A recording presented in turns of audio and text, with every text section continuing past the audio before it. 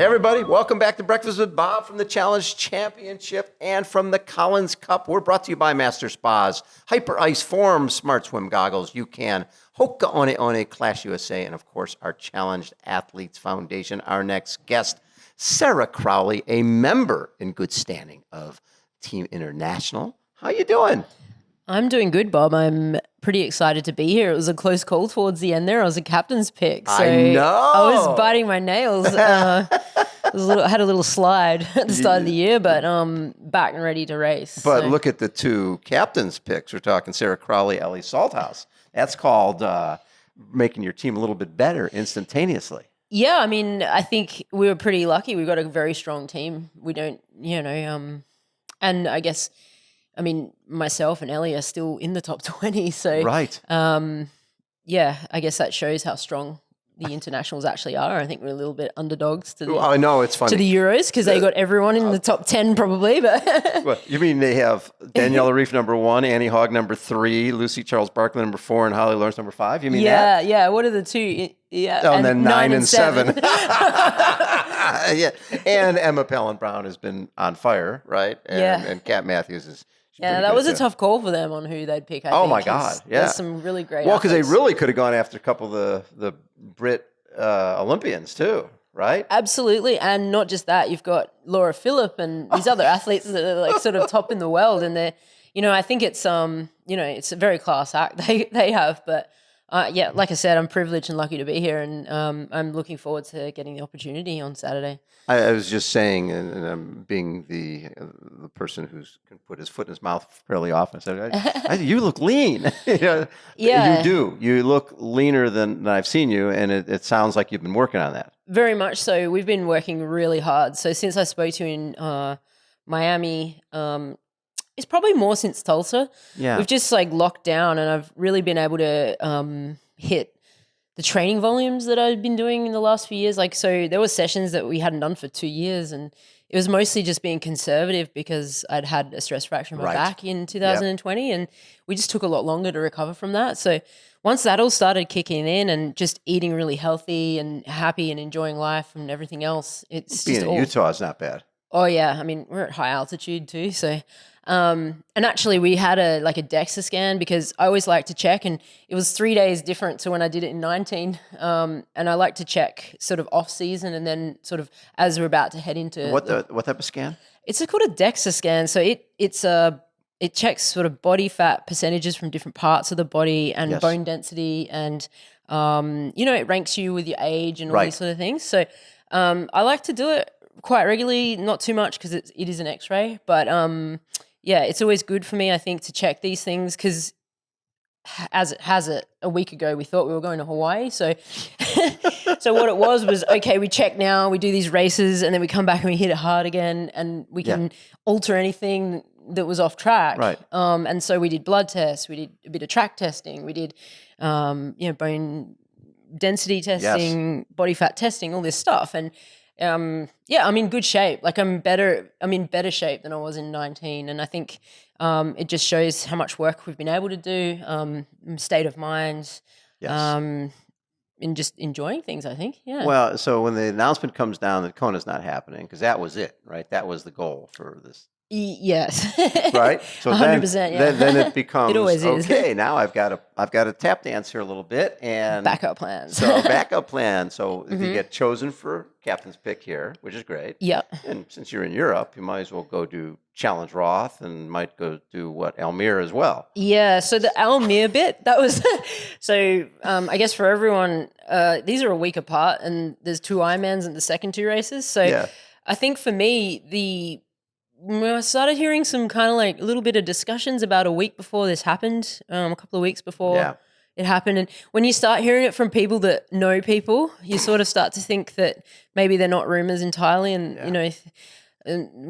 people with a bit of knowledge of sort of what's going on in Hawaii and their state of, crisis, I guess. And you sort of start to think that this could really shift. And, and so I sort of made some backup plans earlier to do the Worlds. the ITU Worlds. So for me, it's going to be a big challenge. I know I back up well a month apart, and that's why we're going to do Roth always. So Roth was in the plan. Roth was always in the plan. I've got a history of backing up a month apart, a month to 5 weeks. Cairns, Frankfurt, Kona, Argentina, 70.3 Worlds in Kona. Oh, sorry, ITU Long Course Worlds in Kona. Even Arizona and Kona. Yeah, I was going to say Arizona and Kona, yeah. Yeah, so, and even Cairns and Roth last time. So I do better on the second one. And so we were always thinking, well, this is a really good way for something that we normally do kind of for fun. Often the second one's not as important, but we know it works, and we were kind of going to see what would happen. And for me, it meant not doing 70.3 Worlds, so I'd actually withdrawn from that. So it was not a choice for me to then go do Roth and 70.3 Worlds anymore. And so I decided to do Long Course Worlds, which I've won the title before. Yes, and I'm just looking forward to it. I think I feel good in Europe. I've got friends in Cologne, which is near Almere. And so I guess we'll just go and base ourselves there for a week or so and then see how it goes. I think it will just be down to recovery, really. You think? Yeah. You're doing Roth and then a week later doing Almere. There's not going to be much training going on. A recovery type training and a few sessions, but it's really about how I can manage these three. So this first one really does matter for me to get it right in a competitive way as well for our team. Yes. Yeah. Because and what's going to be fascinating is just all the everybody, all the decision making on this is going to be pretty interesting. When we're going to pick this woman's going to go off first, and so then the next country chooses who they want to go after against them. That to me is the fun part about all this. I know, and I hadn't actually thought it through. I thought it was a little bit random, but now I've understand how the actual selection happens.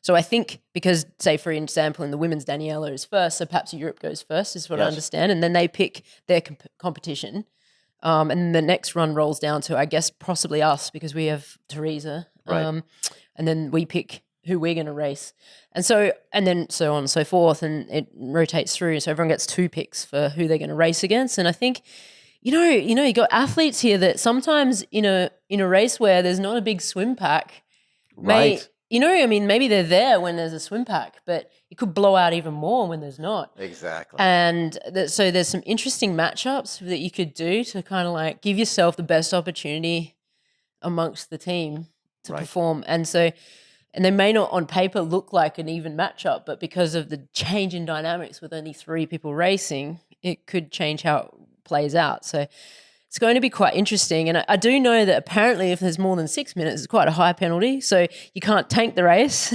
Yeah, right, because you lose a lot of time. You lose a lot of time and a lot of points for your team. Yeah. So, and equally, you can't put your weakest athlete against the strongest you can't athlete. just give that away. You cannot give that away. Because they'll just crunch them.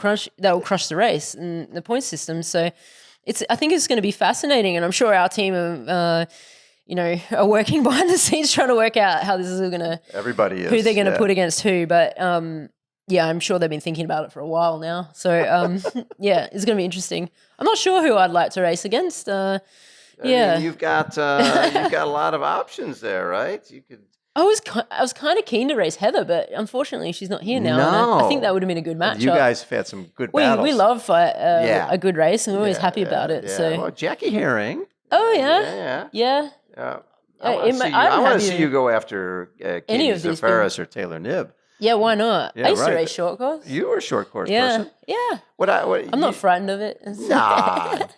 What's cool about with your background, I like how, when you were, when you decided to get in the triathlon, you realized early on that I need to become great at each one of these things, right? I'm going to focus and become a cyclist. I'm going to focus and be, I think you're already a runner. And you focused on just taking the individual pieces and then putting them together, the analytical brain that you have. And I can see that always working. Now I'm like, how am I going to match these up? Yeah, I know. But just the way you're, I'm working on bone density. I'm working. Because we're seeing, Jan Fernando's 40 years old, and guys are going faster. Women are going faster than ever before at an older age, and there's really no reason you can't do this for a long time. So how have you changed over this last couple of Oh, years? yeah. So I think you have to be smarter about things. And there's tipping points as well. If you get complacent, we've noticed with PAPS equipment and everything else, like that was Right. something we were pursuing really hard in the first few years. And then, you have a couple of really good years, and then there's COVID, and it's like you stop to testing. For me, it's difficult. Can't get to Europe to do some of Right. the testing on the bike and on the, with running and, VO2s and all this stuff. And you kind of, it becomes a tipping point where before you tipped into the, like all of a sudden it's like a synergy of gains. Right. To those 1 or 2 watts add up to the negative because you're not correcting them. So, yeah, like I think as you get older, you definitely have to get smarter about it. Right. But also, I think we're learning so much more about triathlon now. It's not just me that's getting older; the sport is too, and we're learning what works for people. Yes. More, and that's why you're seeing more competitive racing. Yeah. So I think for me, mostly the things that I've noticed is like needing to warm up more and all those kind of things. Your body's a lot stiffer, and there's sort of some adjustments you need to make Yes. for the ergonomics and everything. But it does not mean you can't be as powerful. No. In fact, probably certainly more powerful. more powerful. So you've just got to adapt to, your sort of range, I guess, range of motion and everything else. Doing an Ironman, it's funny because I look at Lionel and saw what he just did, where he had basically ran a 245 marathon, Yeah, a 249, and a 247, 243, a month apart, like through based 2 Ironmans, and you're doing that's a month apart. You're doing 2 marathons. If you were an elite runner sitting here right now, you'd be like, so scared. There's no way you can do it. You're doing. You're going to be running a marathon a week after running a marathon. I think, I guess that is a good point. And one thing that we do in our squad, or for me as well, is to train profoundly heavily, like leading up into this. So I basically fell onto the plane. I was very exhausted. We trained so hard in the last, probably since Ecuador. Just came back, and even Ecuador, we were only away for 2 days. It was like, mostly it was travel. It was like race. I had a day at sea level because where you fly into is like higher than where I was at altitude. Yeah. And then you're back. And what that means is that you can recover quite quickly because the training load is so high that you're so used to it that you can recover quite quickly from between the races. And also with Ironman compared to pure running, you don't go as fast. Right. So, the main kind of things you got to prevent is like chafing, and I guess you're going to get some muscle breakdown and damage, of course, but there's other things that are probably will be more of an issue in the second race if you're not smart. Right.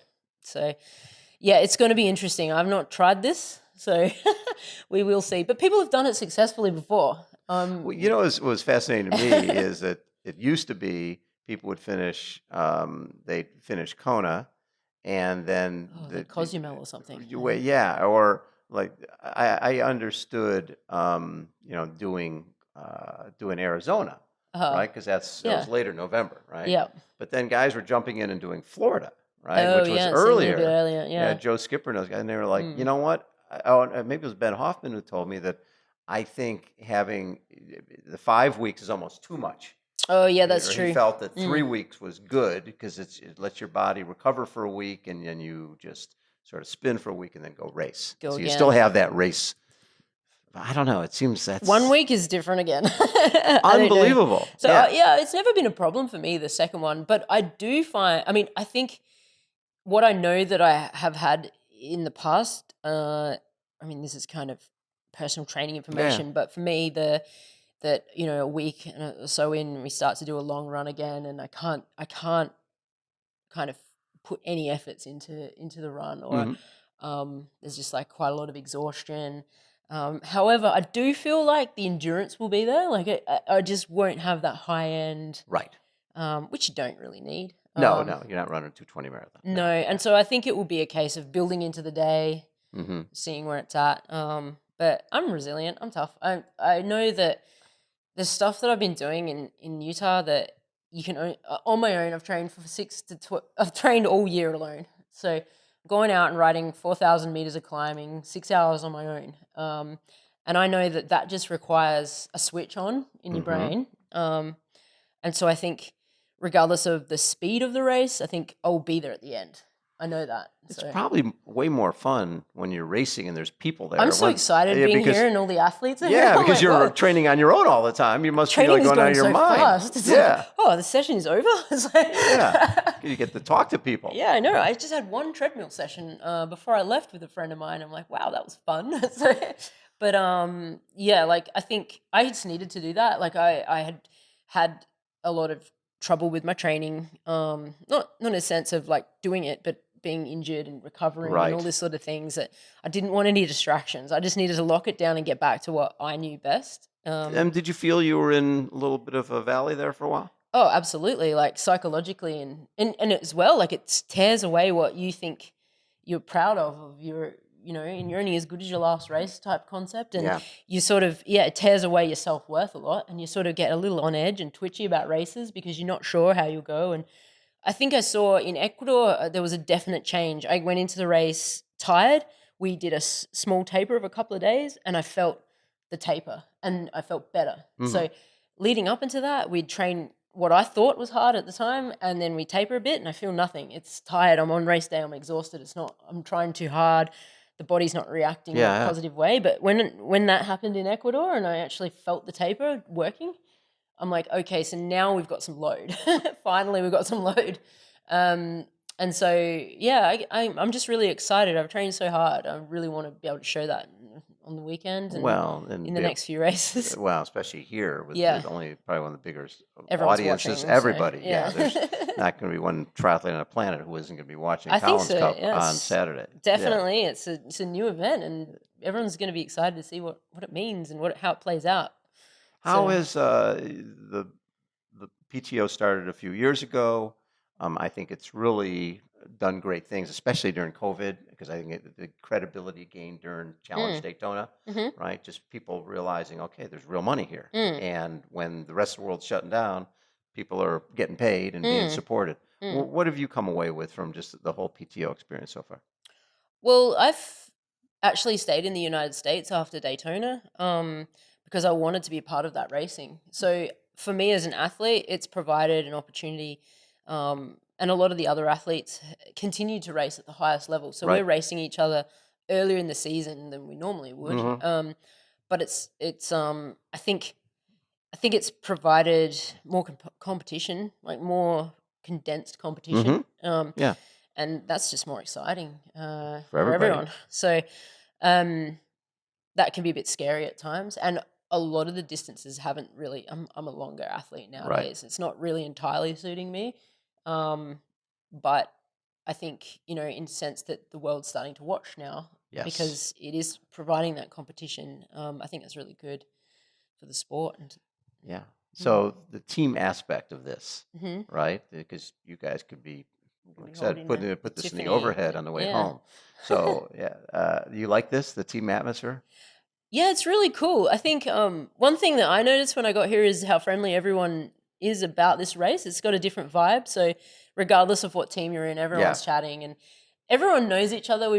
Everyone has raced each other quite a lot more this year. Actually, I've seen a lot of these athletes a lot more this year than I normally would. Interesting, yeah. And so, I think everyone's kind of excited, and then we just grouping us up into our little subgroups. I think the internationals, we don't see each other as much as maybe Europe or America would, but I think you get the captains in there and throwing some nostalgia in about the areas and the athletes that have come before, even though it's a new event. It's kind of makes you kind of feel a bit sort of semi-patriotic to the cause. So I think everyone's in for to give it a real good crack.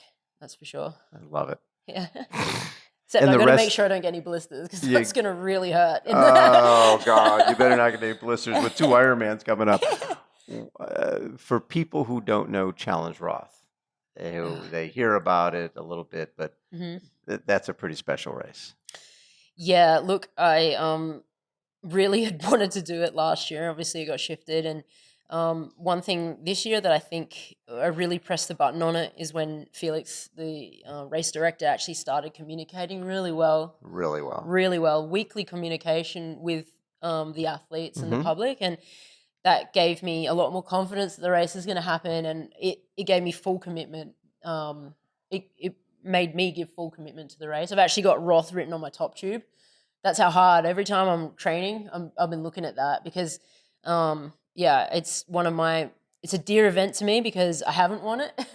And, I just want to really give that a solid crack. But I do thank the organisers of that race for being so open and clear about it. It just makes it easier as an athlete to be able to commit harder and then I can show up and perform. Because you know. Because I know, yeah. Yeah, there's something about that. I think that just shows how organised and how amazing that event really is. Love it. Yeah. Hey, well, have fun on Saturday. Yay. Yeah, it's gonna be. You're like, wait, this is the whole field I'm racing against? 2 women? What I know, else got? That's different, isn't it? Yeah, I don't know anything that we've ever done that's a bit like that. No. I don't even think in like a local age group try you'd ever race only against 2 other people. It's really interesting. It's really interesting. You don't want to be too far behind in the swim and you're like, oh my God. Am I even on camera anymore? Yeah, it's a bit of a lonely day. It could be. Sarah, thanks for taking time. Pleasure. Always a pleasure. It's great, Bob. Right. And so after so no St. George, the rest of the season, what will you do? Well, I think, I plan to have a little rest after these 3 weeks. Yeah. Which you deserve. Which we're about to start. It's like 2.5 weeks' time. I could be in an ambulance, but then we will take a little break, head back to the United States. I'll come out to you. You're standing a triathlon challenge. Yeah, I'm looking forward to this. I've wanted to come for a while, and now it's like I can actually come out and really enjoy myself. We'll love having you there. It's gonna be great. Yeah, so that's in a month and a half October, or something, yeah. late October. So I'll come out for this, and then I guess maybe build into a late season race. What the hell? Something that ties in with February Hawaii. Exactly. Yeah, we rebuild again. Love it. Yeah. Always a pleasure, Sarah. I love chatting with you. Hey. Sarah Crowley has been our guest. Everybody again, Breakfast with Bob from the Challenge Championship and the Collins Cup. Hold on. We'll be right back.